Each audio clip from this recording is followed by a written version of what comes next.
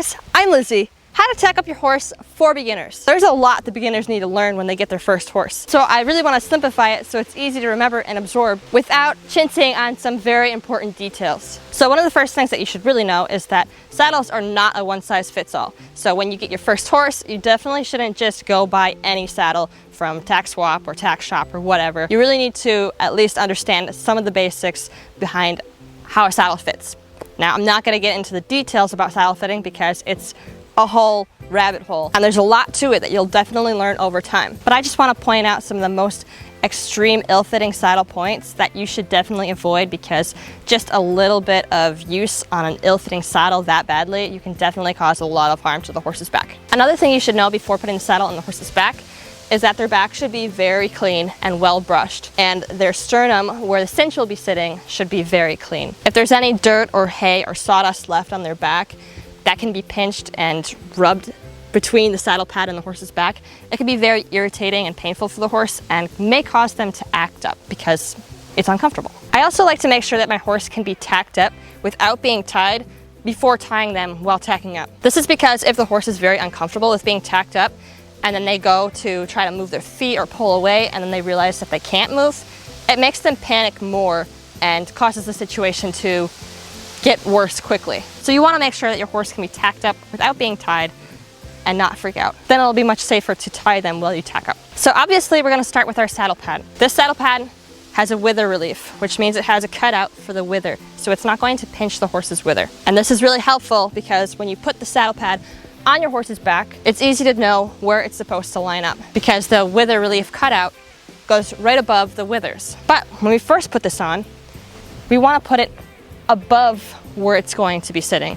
So above the withers a bit more. And I'll explain this in a second. So now obviously is when the saddle comes in. When you're getting this over the horse's back, you want to be aware of the stirrup. And when you swing it over the back, you want to make sure that the stirrup doesn't come flying down and hit them in the ribs or the shoulder or whatever, because it can be a little painful. So some people like to take their stirrup and put it up on top of the horn like this. For me personally, when I do this, it sometimes flips up and hits me in the face and it hurts. So I don't personally like doing that method. So I just like to make sure that I can swing it on the horse's back in a way that doesn't let it slam. So I pick up the saddle nice and high and I get that stirrup up over first so that it can slide down on the other side of the horse without bumping it. Obviously now you're gonna wanna walk around to the other side of the horse and make sure that all your straps and things are falling down in the right spot. But first I wanna show you that when you first put your saddle on your pad, it usually causes your pad to sit very flat along the horse's withers here, which will pinch and rub on the withers throughout time. What you really want to do right away is to tent. It's called tenting your pad, where you put your hand under the pad right here and you just shove it up into the saddle like this. This is going to make sure that you have full wither relief. Now you can go on to the other side of the horse's back. You can take your cinch down. You can make sure all of your straps are not under the saddle. And remember how we place the pad a little above the withers? The reason we do that is because we want to be able to push the saddle back into place to make sure that all of the hair is going the right direction. If you pull the saddle up forward right now, you would be pulling the hair up and that would be very uncomfortable and itchy for the horse. So we always want to make sure that we're pushing the tack back to make the hair flat. So we're just going to shimmy the saddle around and make sure it falls into its correct position. Now that we have the saddle on and we have everything nice and organized, we want to make sure that the saddle is evenly placed on the pad, meaning you want just as much of the pad to be showing in the front as in the back. So around 1.5 to 2 inches on my pad. You don't want your pad to be way overhanging the back and only have a little bit in front. You don't want the pad to be coming way out in front and only having a little bit in back. Having it evenly placed like this is going to be the most comfortable and work the most efficiently. Now, as far as saddle placement goes, you want to make sure that the saddle tree sits behind the horse's shoulder. So you can put your hand back here and you run it down the horse's shoulder blade, and you should be able to run it pretty easily, so there's no resistance. And you'll be able to feel the curve of the saddle tree. So every saddle tree, if it's fitting the horse correctly, will have a slight curve in the shoulder where it allows the shoulder to move freely through the tree.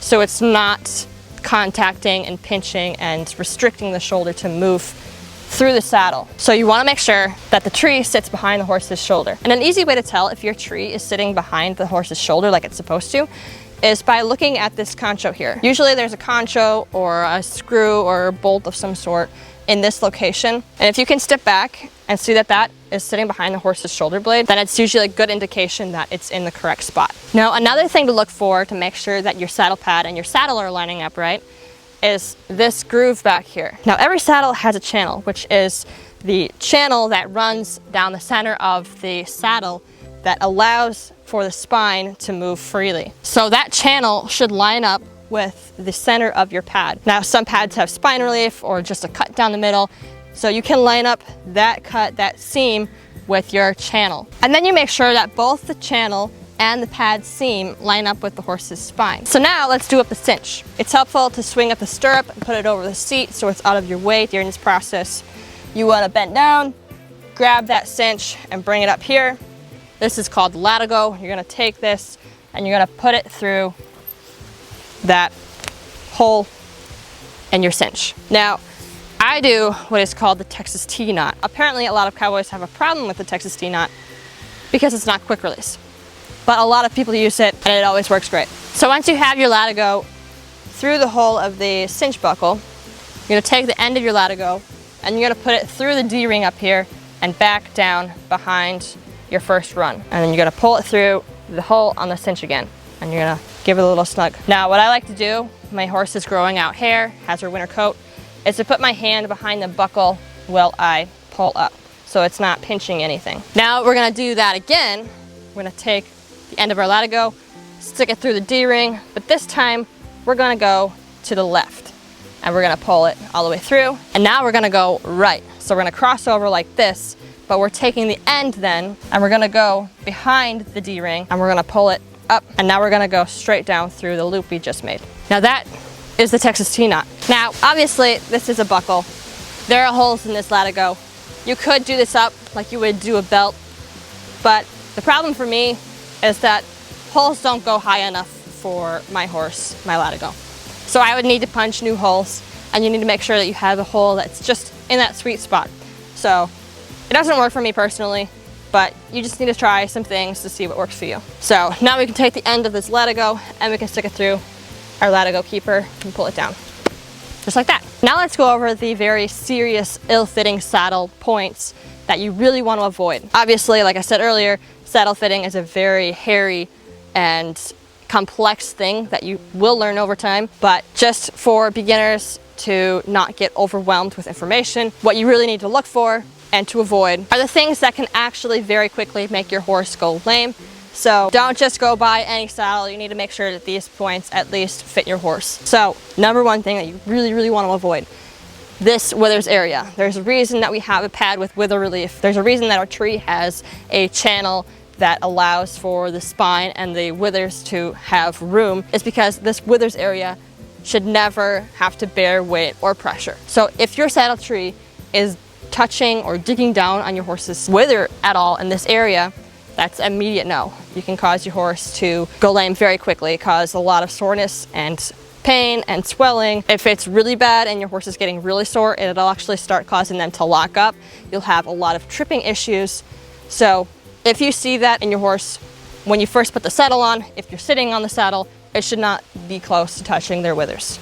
So avoid that at all costs. Another one that we already kind of touched on is the area behind their shoulder. So you really want to make sure that their shoulder has free range of motion. And if your saddle tree is too narrow, so it's not allowing their shoulder to move freely through the tree, you're going to chip away at the bone and the cartilage in the horse's shoulder, which will cause them to go lame very quickly. So you want to make sure that you can fit your hand behind the saddle here and down on your horse's shoulder to make sure that there is room, and you want it to be able to move easily but not too easily. If your tree is too wide, it'll cause the top of the saddle to sit down on the withers like we were just talking about. And another thing you really want to avoid is having too long of a saddle for your horse. So a horse has 18 ribs, and above the 18 ribs is their support area where they can best support you. If your saddle surpasses the 18th rib, it no longer has anything underneath it to support it. So you can cause a lot of damage really quickly on your horse's back if you're sitting too far back on their back. So just make sure that your saddle is not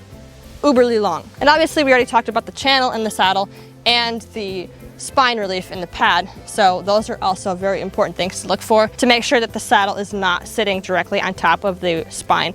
It's very important that their spine has room to move and go up and down and side to side, so we're not pinching on their spine at all. So I think that covers everything. If you have any questions, let me know down in the comments. I would really like to be riding right now, but I'm currently still experiencing cold symptoms, and they're not fun ones. Also, we've had a ton of rain, and so there is no safe ground for me to ride on currently. Hence why we stuck with an easy beginner tutorial today. Anyways, you can let me know if you guys like this video by liking this video. I post new videos every single Sunday, so you can subscribe and come back next Sunday. You can also go follow me on Instagram and TikTok, and I'll see you guys next week Sunday. Bye!